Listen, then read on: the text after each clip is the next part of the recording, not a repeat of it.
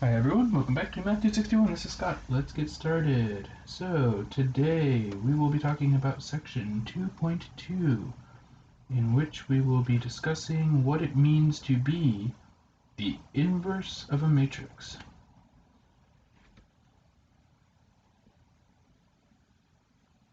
This is a topic that we will be exploring in great detail throughout this whole course, and actually it's a very useful topic in a lot of different fields.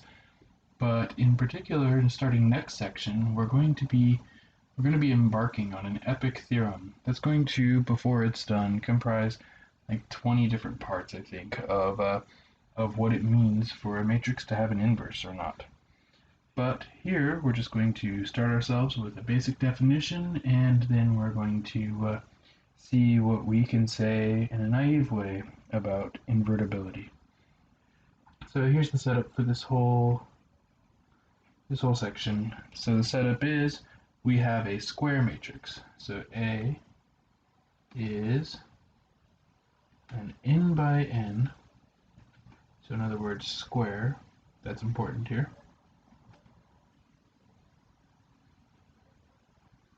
matrix.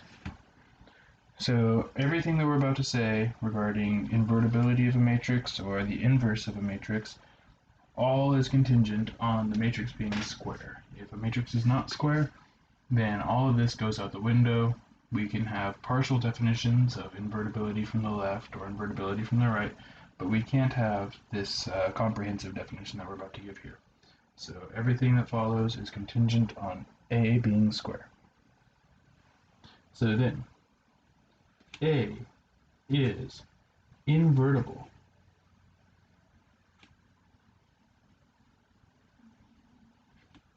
if there is a matrix, which we can write A with a little superscript -1, such that A inverse times A is equal to the identity, and this is the n by n identity, and wherever the context makes it clear what the size of the identity will be, we'll typically not write it. And A times A inverse also equals the identity. So what this essentially means is there is a matrix that cancels A. So there is a matrix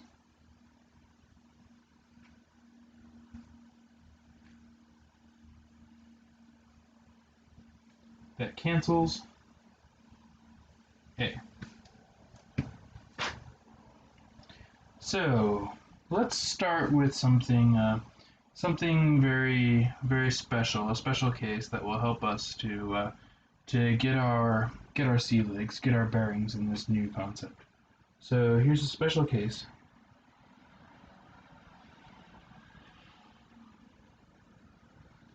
And that's a 2 by 2 matrix.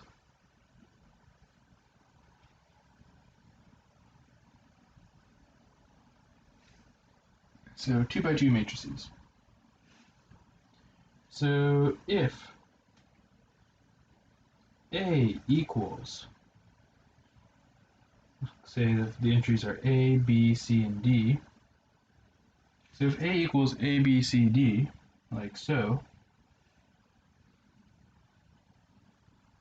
then A inverse is equal to, so 1 over AD minus BC, and then the recipe for the inverse of a matrix A is you take the entries A and D and you switch them around,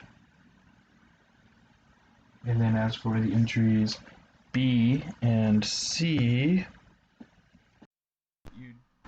what you do is you just make them negative. So you swap the places of A and D, and then you just take the opposites of B and C.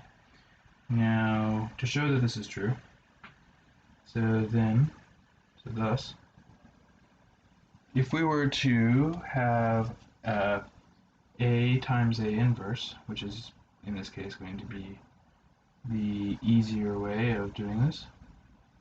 A times A inverse would equal A, B, C, D times 1 over AD minus BC. By the way, this little expression has a special name. It's called the determinant, but we'll talk about that more later. The usual answer in this class, the usual frustrating answer. Everything interesting has to wait till later, just like being a kid. Okay, now here, if you remember some of the properties of matrix multiplication, this is actually a scalar, and scalar multiples can be brought out to the very front. So we'll go ahead and do that. So then the two matrix parts will be right next to each other. A, B, C, D. D minus B minus C, A. And so what we have is still that same scalar multiple out front.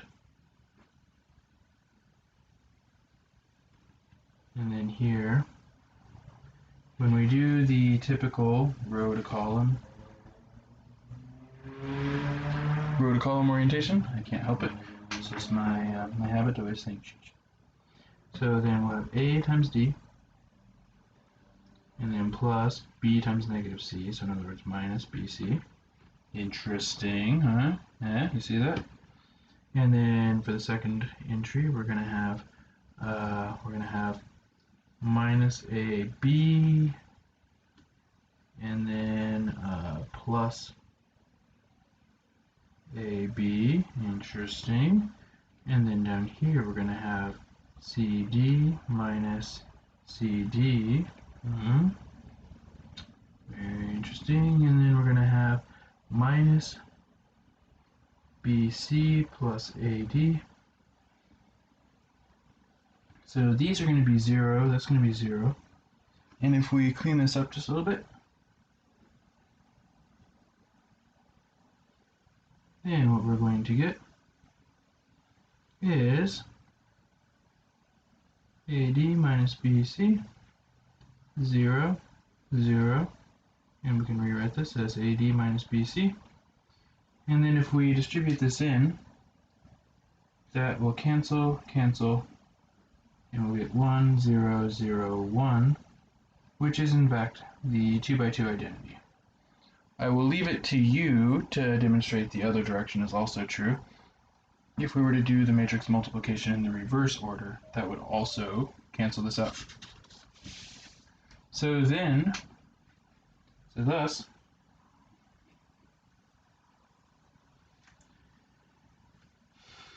a 2 by 2 matrix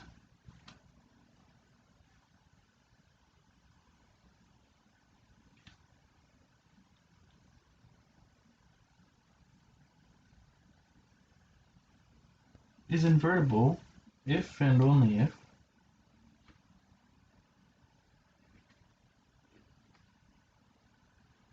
AD minus BC is not equal to 0.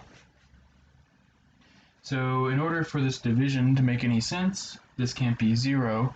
But if this division does make sense, what we have here is an ironclad recipe for finding the inverse of any 2 by 2 matrix by an appropriate scrambling of the terms and division by the appropriate thing. So just as an example to see this in action, let's just take A equals 1, 2, 3, 4. So then A inverse would equal 1 over, so 1 times 4, so AD minus BC. So 1 times 4 minus 2 times 3. And then here we would scramble it according to the approved recipe. So 4 and 1 would switch places, minus 2, minus 3. So 4 minus 6 is negative 2. This would be negative 1/2. 4, negative 2, negative 3, and 1.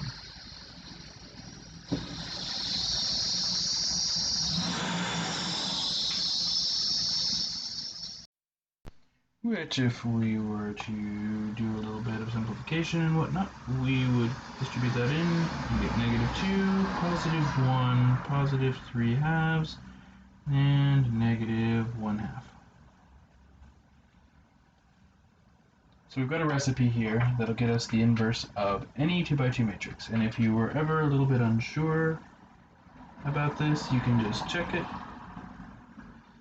by seeing what the multiplication would produce. So 1 times negative 2, plus 2 times 3 halves will make 1. So it's going to be 1.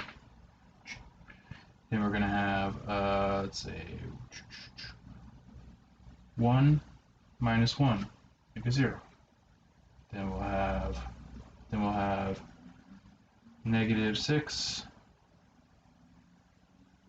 plus 6 makes a 0, and 3 minus 2 makes a 1. So we have 1, 0, 0, 1.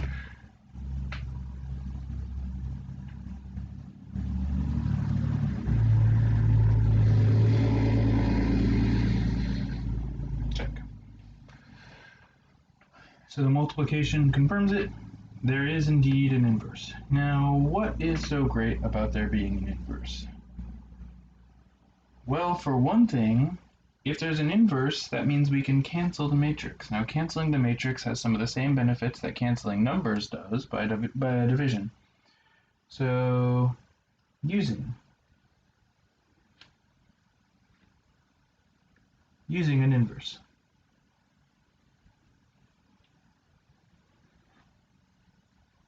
So, if we have the matrix equation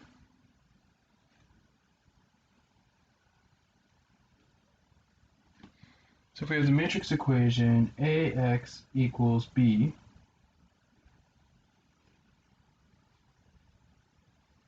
with A invertible,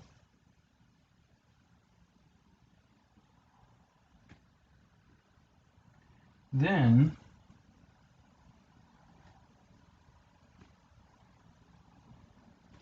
we can solve it by canceling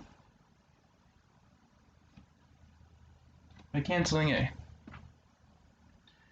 So multiply both sides of the matrix equation on the left by A inverse. And because matrix multiplication is not commutative, it's important that whenever you do something to both sides of a matrix equation, you do it to the same side. So I can't put this A inverse on the left of B, or on the right of B, it has to be on the left of B. And so then this is going to be IX.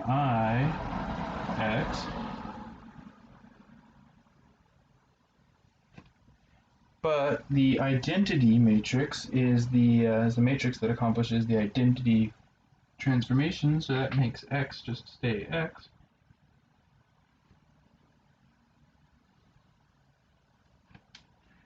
And so there, we've solved it. If we know the inverse matrix to the matrix A, we don't have to go through a separate row reduction each time we need to solve the system. We can actually just find the inverse once and for all, and then, no matter what the B is, we can find the solution to the equation by just putting it in into here. Now, a consequence of that is the following theorem. So here's a theorem that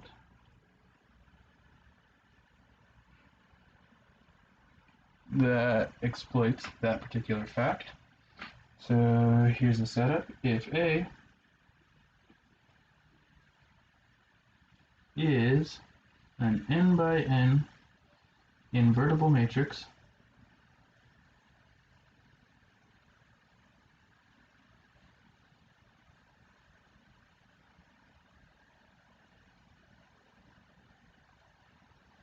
then we've got a few things. One,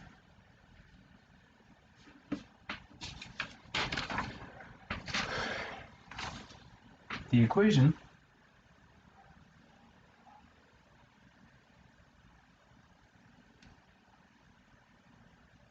ax equals b has a solution x equals a inverse b for any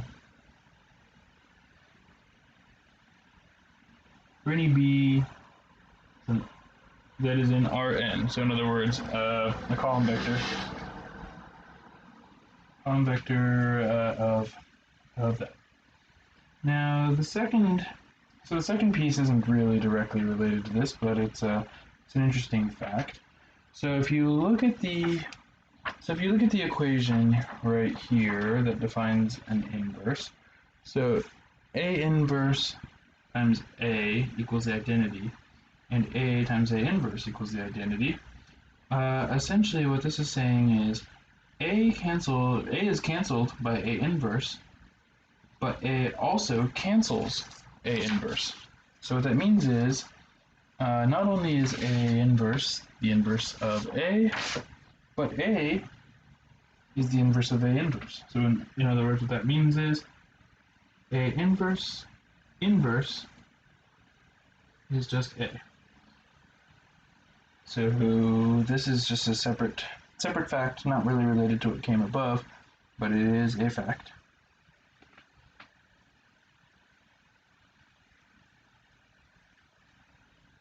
The inverse of the inverse is the original matrix. Now here's an interesting thing. If A and B are both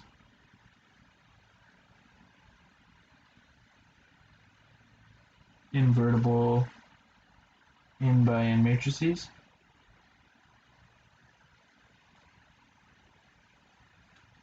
then AB is also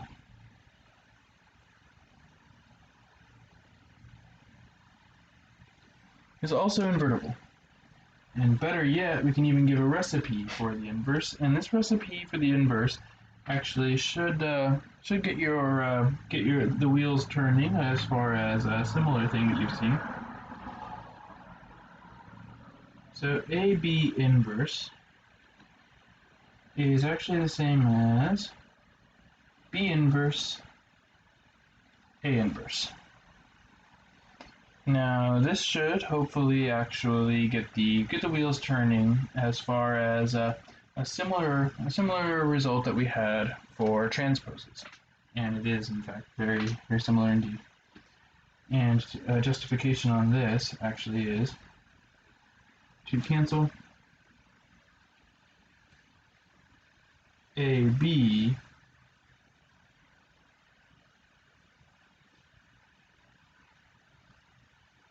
we need to reverse the order, and here's why. So we need to reverse the order. So AB times B inverse A inverse. Because matrix multiplication is not commutative, we have to be extra careful about the order of things. However, it is associative. So what that means is the middle two B's will cancel each other. So we're going to have A, B, B inverse, A inverse. And so then that's going to give us A inverse. But multiplying by the identity doesn't change any matrix. So it's just A inverse, which is just going to finally make I. So we need to reverse the order in order to cancel the thing on the right by the thing on the left, and vice versa.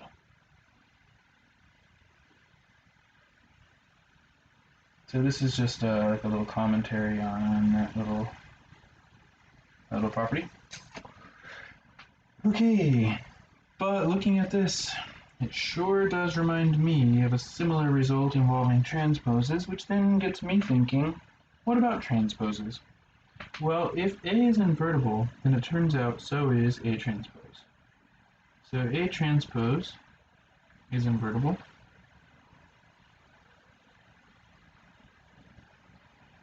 And furthermore, A inverse is equal to, sorry, I should say, A transpose inverse is the same as A inverse transpose. So transposing things and inverting things are two operations that can be completely commuted with one another.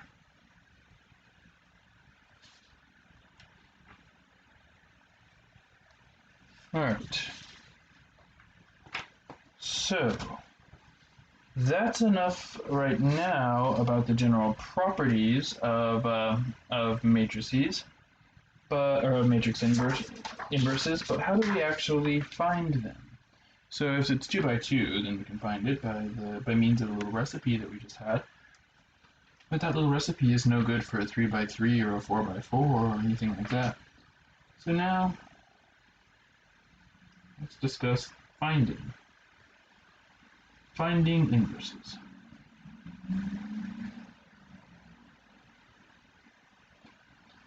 Alright, now here's a tool that we're going to use in our thought, and this is what are called elementary matrices. So this is an interesting little twist on row operations, and it's what are called elementary matrices. So this is a note.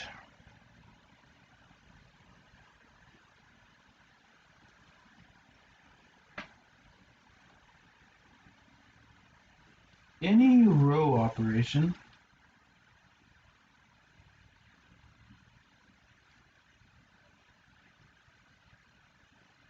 can be written as a matrix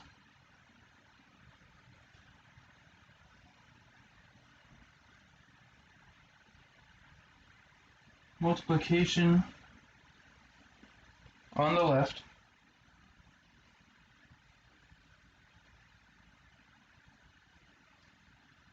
by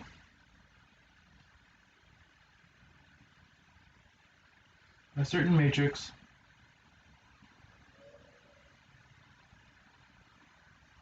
called an elementary matrix.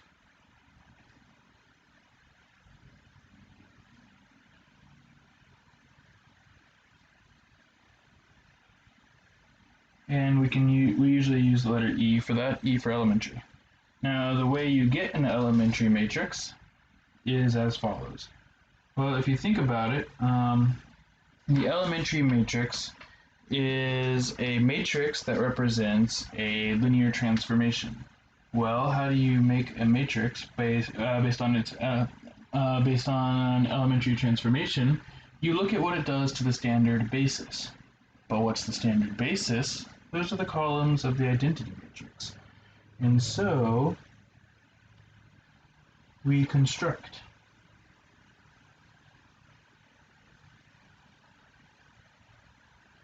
an elementary matrix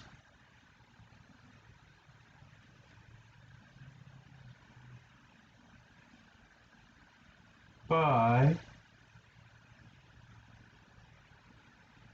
applying the row operation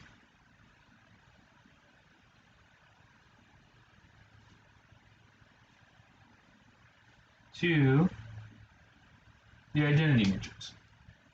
So for example,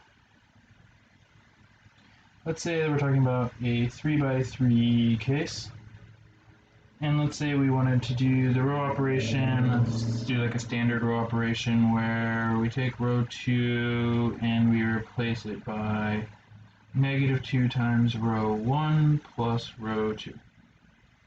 So this is the kind of thing that we would frequently try to do in a row operation in order to clear away something below a leading 1, for example. Just as a random case. So then, if we actually do that to to the identity matrix 1, 0, 0, 0, 1, 0, 0, 0, 1, that would in turn produce the new matrix where we do negative 2 times that plus that.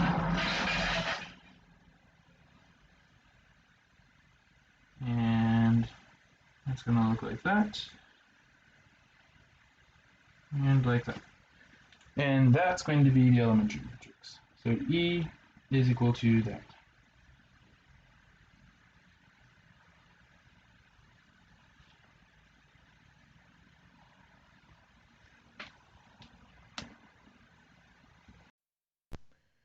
So to recap here, if we want a matrix to do a row operation, we just think of a row operation as we just think of it as as a linear transformation, and you can make a matrix for any linear transformation by applying it to the standard basis elements and then seeing what happens to each of them.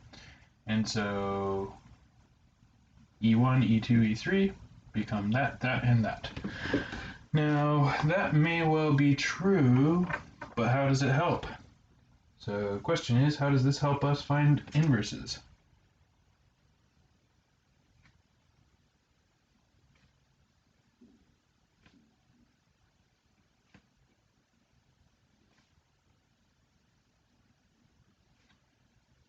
Well, imagine this.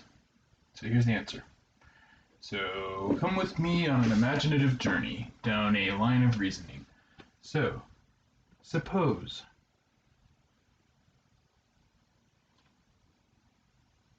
that we could row reduce A to the identity.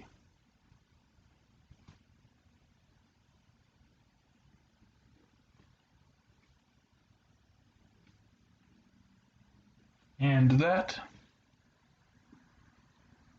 the row operations we use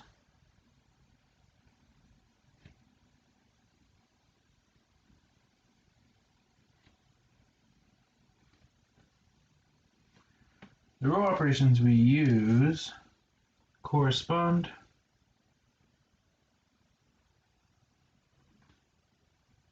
to elementary matrices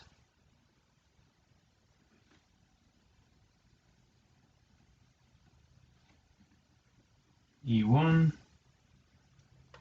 E2, up to EK. So A is n by n, so we'd say maybe K row operations. Okay. Well then, what does that mean? So then, if we were to take the matrix A, and we were to do row operation corresponding to E1 to it first, and then take the result and do row operation E2 next, and then we were to finally do the last row operation last. It's a little weird looking because we're building it out from A outward, because each row operation is done by applying an elementary matrix to the left of A, so it has it build out in a right to left sense. But if we do that, then we'll get the identity. But wait, we have a term for what it takes to cancel A down to the identity, and that's the inverse. So then A inverse would equal EK ... E2 E1. But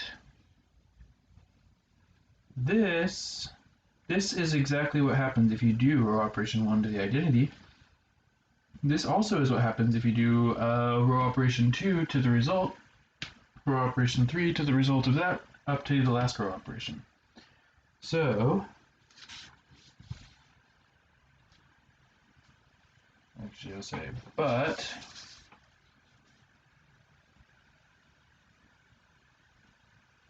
which is really just another way of saying then, but it gets repetitive, so. But ek times dot dot dot down to e2 down to e1 is the same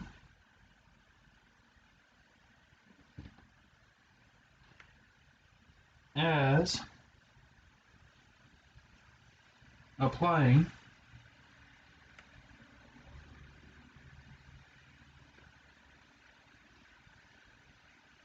all those row operations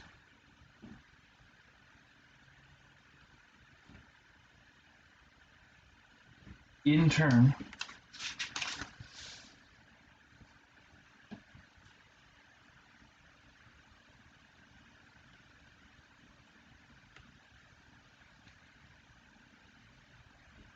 to the identity matrix. So what this then gives us is some inspiration on the way that we're going to find matrices or inverse matrices in this class. So here's going to be our row reduction algorithm for finding an inverse matrix. So row reduction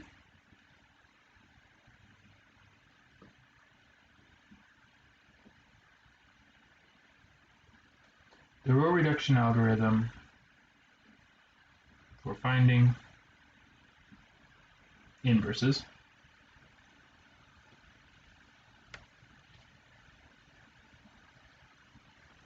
corresponds to the following.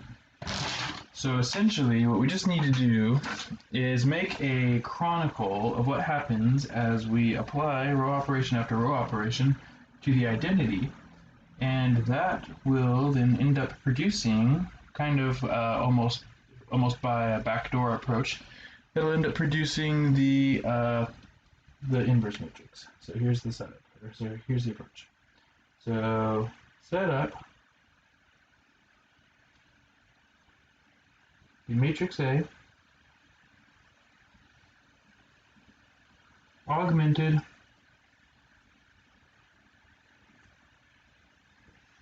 by the entire identity. So usually we only augment by adding one column, but go ahead and add n columns to make the identity. So the way we can write this is A augmented by the identity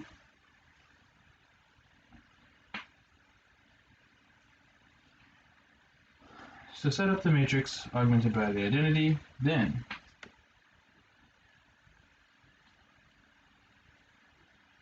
row reduce to the reduced row echelon form. Then, if you get the identity on the left,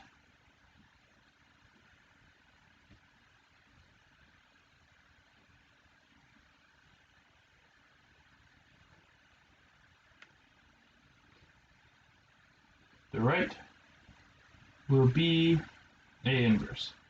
So if A augmented by the identity row reduces to give you just the identity on the left. So in other words, if row operations were sufficient to get you to the identity, then what that means is those same row operations applied to the identity will give you A inverse over here. If, on the other hand, it does not happen to be the case that we are able to row reduce A to get the identity, then that means A is not invertible. If A does not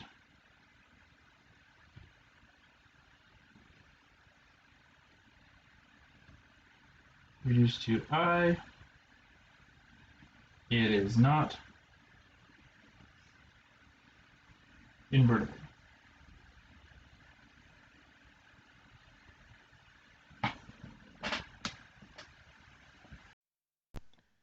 So let's take this for a test drive. So let's start with a matrix whose inverse we actually already found. Let's say this will be our first one. A equals 1, 2, 3, 4. Because this was a 2 by 2 matrix, they're simple enough in their arrangement that you can actually just make the inverse by a little bit of rudimentary scrambling. That's not true for more complicated matrices, but live it up while you can. So 2 by 2 matrix, nice and easy.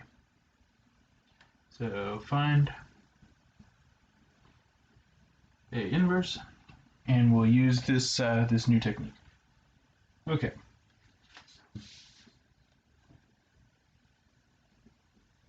Well, we just start by taking the matrix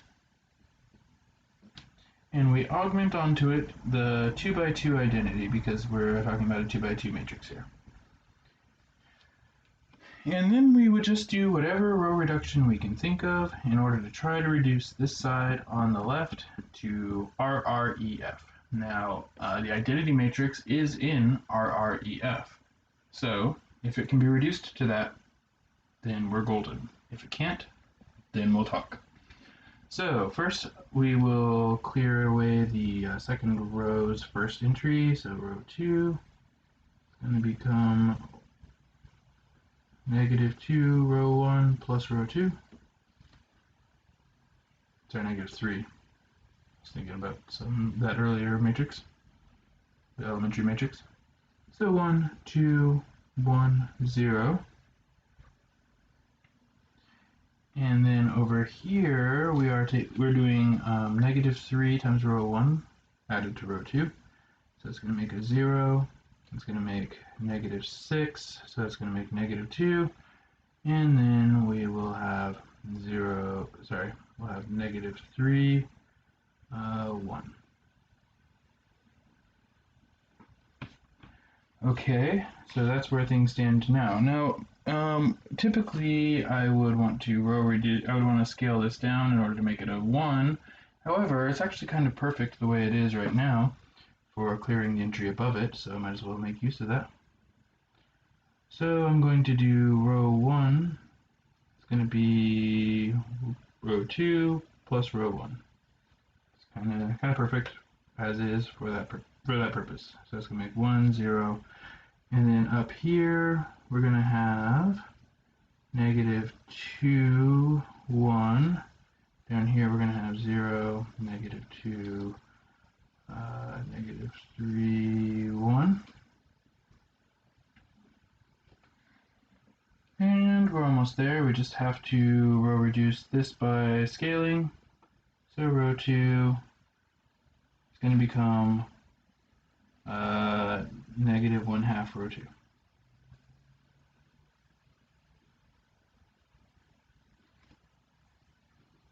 And so that's going to give us 1, 0, 0, 1, which is indeed the identity. We didn't change anything about row 1 here, so -2, 1. And then downstairs we've got 3/2, -1/2. And then we compare that with what we had before when we found the matrix, we found the inverse matrix to this by not a cheating method, but by a more expeditious method. And sure enough, what we've got here matches what we got when we did it that way. So this does line up with what we had before, so that's nice. A nice confirmation of the procedure. So -2, 1, 3/2, -1/2 would be our inverse.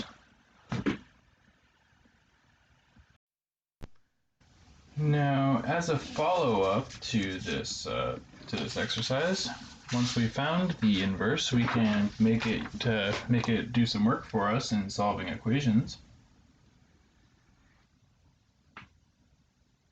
So, for example, B, use your answer. to solve.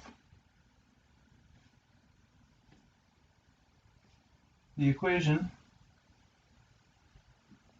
and now what's going to follow is a matrix equation, and the matrix equation is going to be 1, 2, 3, 4 times the vector x is equal to, and then here what we'll have is a vector b, which could be anything. It can be like 10, 3.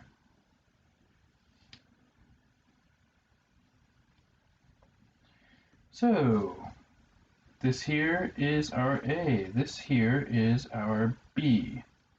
So if we want to solve this, all we have to do is cancel the a, and we cancel the a by multiplying both sides of this equation by a inverse. So here we have this, and we can apply a inverse to both sides.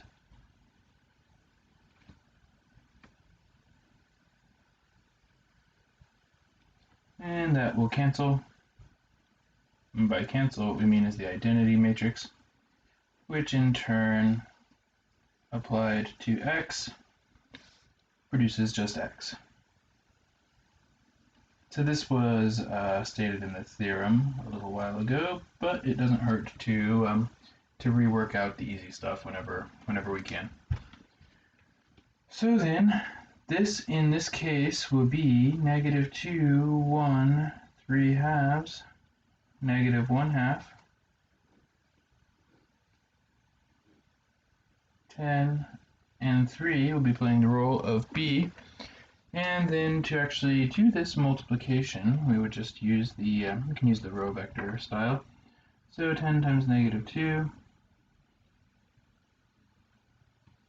plus 3 times 1.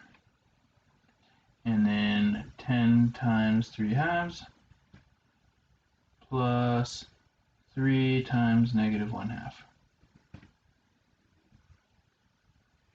And so that's going to be negative 20 plus 3 is going to be negative 17.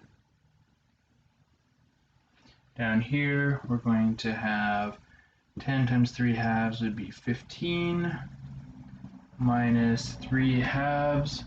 So that will be, so 15 is 30 halves minus 3 halves is 27 halves.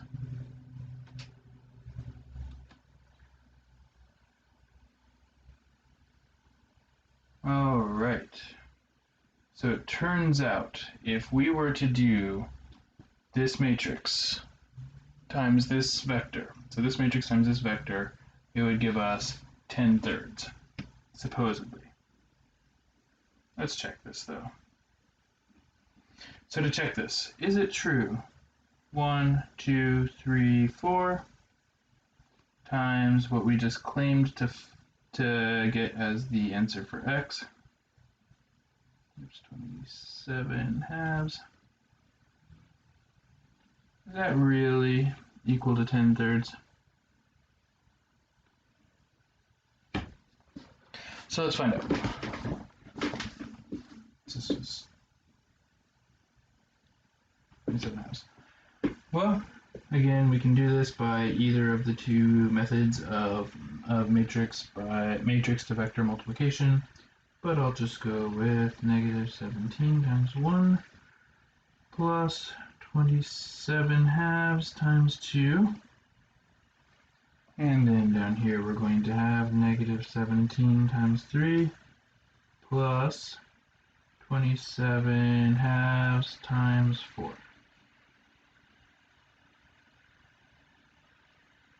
So that's still got a target here of 10/3. Okay, let's check. So it's negative 17 plus 27. Okay, things are looking good. If that doesn't equal 10, I don't know what to think. Alright, and then down here, what have we got? We've got negative 51 plus, it's going to cancel and make 2, so negative 51 plus 54. Is that equal to 10/3? And at this point, it has become clear that the answer is yes. So that's how you solve. That's how you can solve a matrix equation, or for that matter, a system of equations by finding the inverse. Now, if you have the inverse already, then that's nice in that it can cause you to find the answer for all of the problems that use those same coefficients without having to redo anything the way you would if we were row reducing from scratch each time. But now let's take on a more complicated example. So now that we have more or less verified the procedure, now let's take a 3 by 3 and see what we can do with that. So find the inverse if it exists. And not all matrices are invertible. We'll of course have to finish this off with an example of one that isn't. Of the 3, 1, 2, 2, 2, 2, and then 1, 2, 5. And if it exists, we'll invert it, or we'll find the inverse. If it doesn't exist, then of course we can state that. Now the procedure here tells us take this particular matrix, augment it with the identity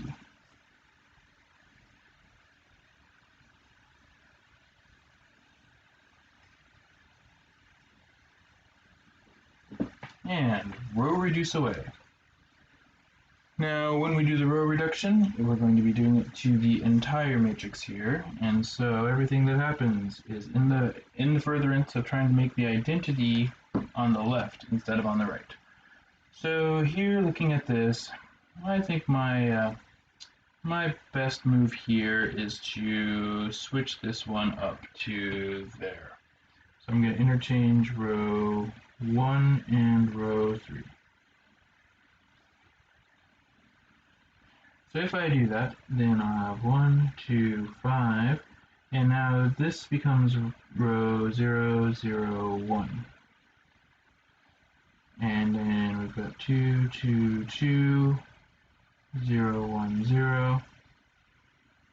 And then finally 3, 1, 2, 1, 0, 0.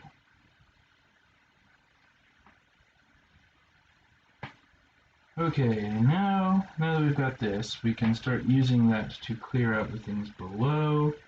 So row 2 is going to be replaced by negative 2 times row 1 plus row 2. And while we're at it, row 3 is going to be replaced by negative 3 times row 1 plus row 3. So row 1 is left in its pristine condition. Nothing is happening to it. It is only acting on the other ones. So negative 2 times row 1 plus row 2. That's going to make a 0 there. That's going to be negative 4 plus 2 is negative 2. That's going to be negative 10 plus 2 is negative 8. That's not going to change. That's not going to change. And that's going to be negative 2. Here we're going to have a 0.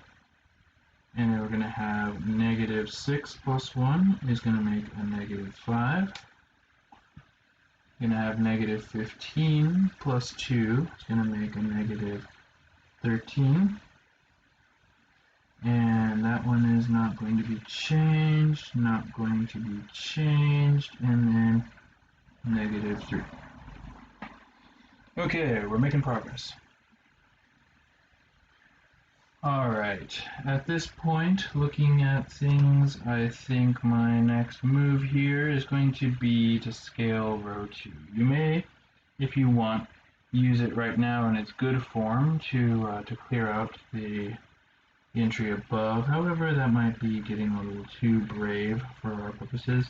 So I'm just gonna take it easy, not be crazy. So row 2 is equal to negative 1/2 row 2. So okay, So nothing changed here. 1, 2, 5, 0, 0, 1. Nothing is changing downstairs either. 0, negative 5, negative 13, 1, 0, negative 3. The change is all happening in row 2. We've got 0, 1, 4, 0, negative 1 half, and positive 1.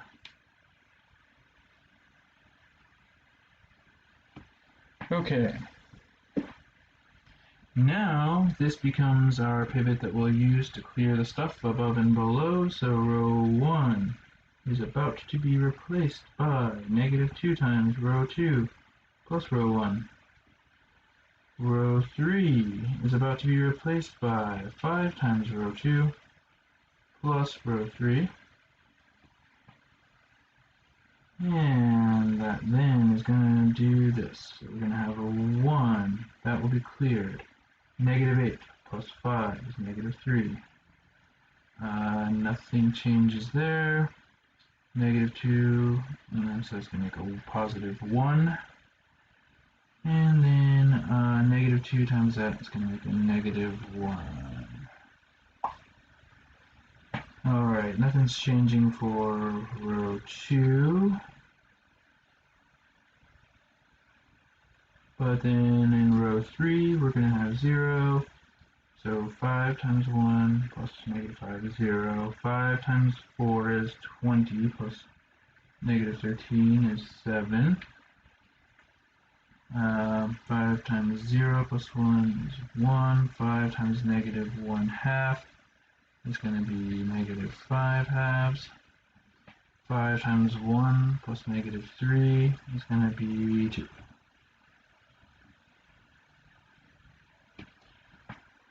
Alright, making some progress here, getting some stuff done. And then lastly,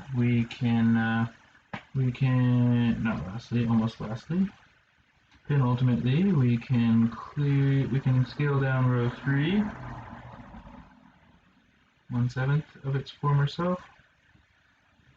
So that makes no change to the first 2 rows.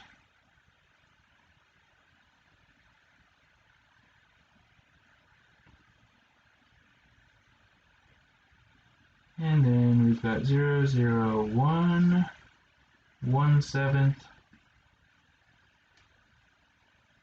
negative 5/14, and then 2/7. And now we're in the home stretch. All that's left is to use that 1 for our purposes, so that's going to be taking row 1 and replacing it by 3 times row 3 plus row 1, and row 2 is going to be replaced by negative 4 times row 3 plus row 1, or plus row 2. And then we should be done. 1, 0, 0. 3 times that plus that is going to make 3/7. 3 times that plus that is going to be negative 15/4 plus 1, which is 14/4, so it's going to be negative 15/14 plus 1, which is 14/14, which is going to leave us negative 1/14. And what do we have here? 3 times that is going to be 6/7 plus negative 1, which is negative 7/7, so it's going to be negative 1/7. And when this is all said and done, of course, we'll want to verify this because we're going out on some limbs here. Alright, so negative 4 times row 3 is going to make a 0 there. Negative 4 times row 3 is going to make a negative 4/7. Negative 4 times row 3 is going to make positive 20/14. Positive 20/14 plus negative 7/14. So that's going to be Positive 20 minus 7 is going to be 13/14. And then lastly, we've got negative 8/7 plus 7/7. It's going to make negative 1/7. 0, 0, 1, 1/7, negative 5/14, and 2/7. So this is characteristic of the kind of messy thing you get when you're talking about a 3x3 matrix. I'm going to call this matrix B, just so I have something to call it. So B inverse then is equal to 3/7, negative 1/14, negative 1/7, 1/7, negative 4/7, 13/14, negative 1/7, 1/7, negative 5/14, and then 2/7. One thing we can also do is to clear out some of these denominators, we can pull out a scalar factor such as 1/14. So we can clean this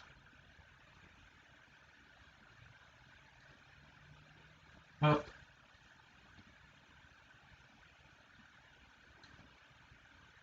by pulling out a 1/14 so as to have a common factor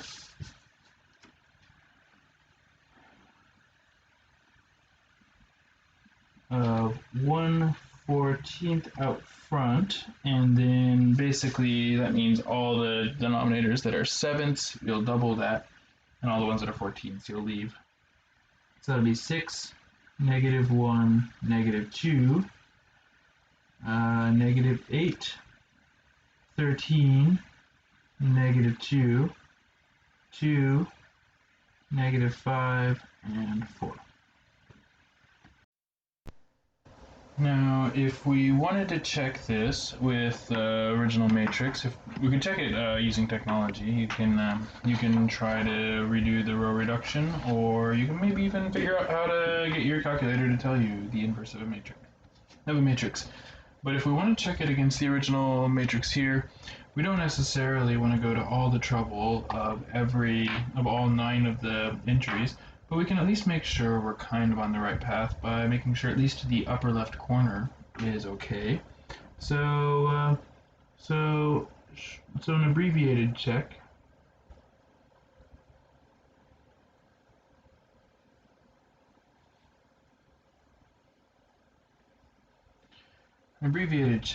would be just the we could just say upper left corner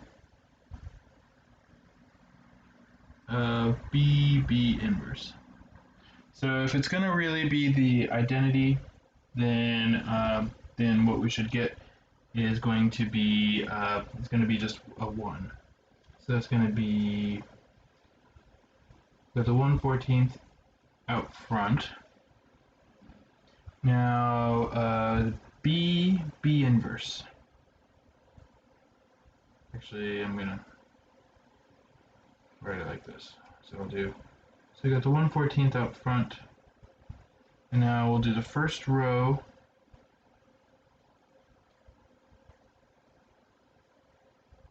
of B. So this is row 1 of B, and then the first column of B inverse.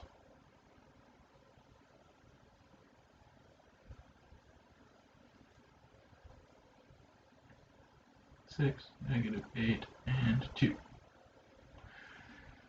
Okay, so this had better end up equaling 1, which is what you would see in the identity matrix. If it doesn't, then that's an indication something has gone wrong, and we would be back to the drawing board. If you want a more comprehensive check, you can check more than just this. So then we'd have 3 times 6 plus 1 times negative 8 plus 2 times 2, and that's equal to, what do we got here, 18 minus 8 is negative, or sorry, minus 8 is 10, plus 4 is 14.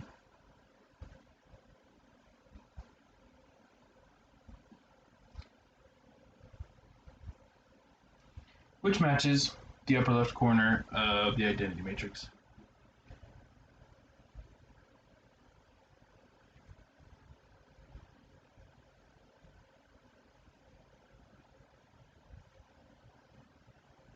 So the identity matrix in a 3 by 3 case looks like so. And I say good enough for us. And now we conclude this epic section with an observation. So note, if we only want a specific column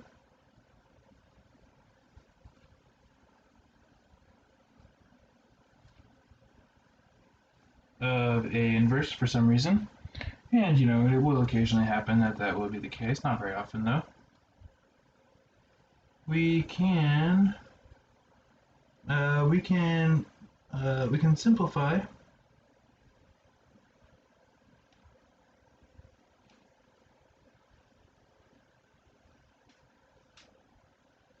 the algorithm by using only that column of I.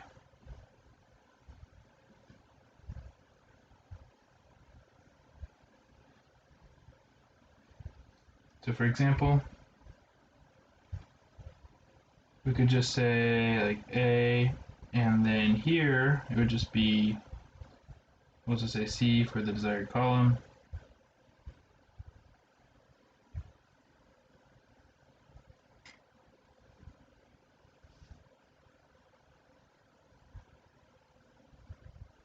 Desired column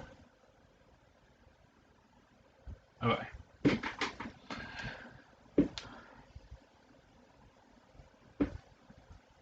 Okay. Actually, I'll write it as an E because we already have the notation that we're using the E's for the elements of the standard basis, which are the columns of the identity matrix, and I'll even put like an I there to indicate the, if we want the desired column of A inverse, let's say we wanted the third column of A inverse, then we would just put E3 here. Okay, anyway, so that is that. Alright, well, I'll see you next time where we're going to pick up on this and try to connect it with some of the other facts that we've been building up over the course of the course. So until then, bye.